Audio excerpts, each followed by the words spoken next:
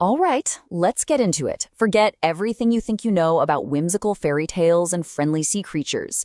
Today, we're diving deep into the dark, murky waters of Slavic folklore to uncover the story of a spirit born from pure tragedy and rage. Picture this. It's Green Week, a time when the veil between our world and the next is paper thin. Ivan is rushing home, his grandmother's warnings just ringing in his ears. The path is dark, the river is way too close, and he gets that unmistakable feeling that he is not alone. Now, when you think of a beautiful woman by the water, your mind probably jumps straight to a mermaid, right? Well, in Slavic tradition, that image gets a much, much darker and more dangerous twist. And honestly, the contrast could not be more stark. A rusalka isn't some playful sea dweller. She's an undead spirit, a revenant. She doesn't want a prince. She wants to pull you into a watery grave.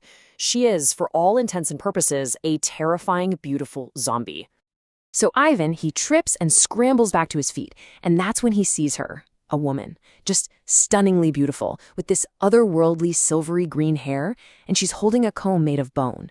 She takes his hand, and her skin is just ice cold. And then her sisters emerge from the water, forming a circle.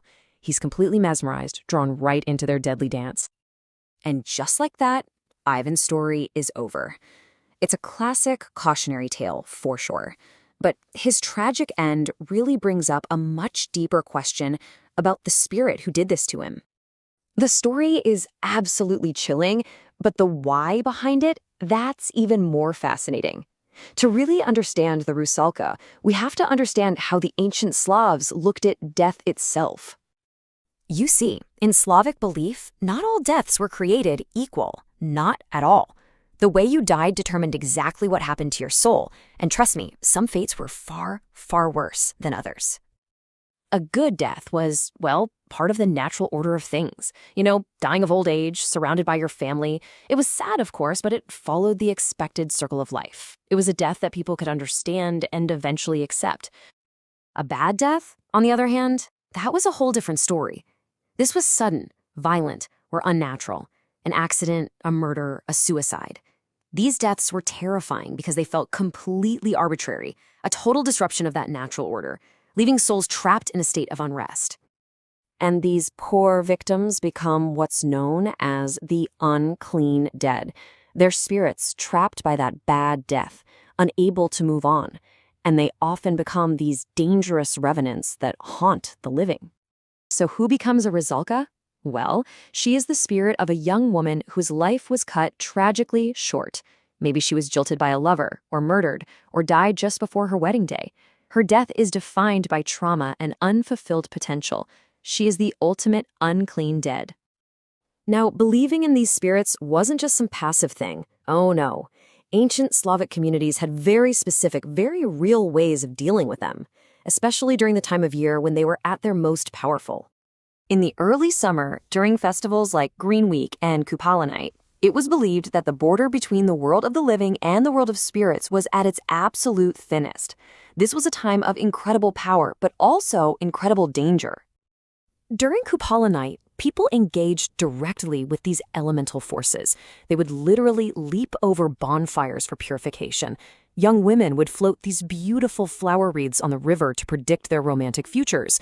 If your wreath floated, you'd get married. If it sank, well, that meant tragedy. It was this amazing night of magic, divination, and a very cautious respect for the spirits lurking just out of sight. And they dealt with the rusalka head-on. At the end of Green Week, villagers would make an effigy of her, like a doll, and then they'd ritually banish it, either by burying it, burning it, or sending it down the river. They were symbolically pushing her and all her danger away from their community for another year. But the rusalka is so much more than just a ghost story to scare people away from the river. She is an incredibly powerful symbol. And to really understand her, you have to look at one key detail: her hair. A woman's hairstyle wasn't just, a fashion choice. It was a public declaration of her social status.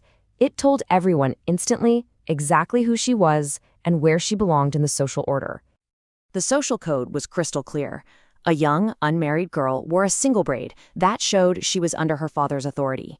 A married woman wore two braids, often coiled up, which signified she was under her husband's protection. But loose, unbound hair, that was only for rituals, mourning, or weddings. These moments when a woman was in between states, and because of that, she was seen as uncontrolled and potentially dangerous. And this brings us right back to the rusalka. With her famously long, flowing, unbound hair, she is eternally trapped in that liminal state. She died before she could transition from a maiden to a wife, so she belongs to no one and is under no one's control. Her hair becomes the ultimate symbol of her untamed, perilous nature. You know, this quote, even though it's modern, it just captures the essence of the anxiety that was projected onto the rusalka. She's stuck between innocence and promiscuity, life and death, good and evil. It's this pressure to exist in these impossible, contradictory states that honestly still resonates today. So when you look at them, these ancient stories are so much more than just folklore. They are reflections of the cultures that created them, holding a mirror right up to their deepest fears and anxieties. Ultimately, the rusalka is this incredibly complex and tragic figure. She embodies the terror of a life cut short, the fear of female power that exists outside of societal control, and the untamable power of nature itself.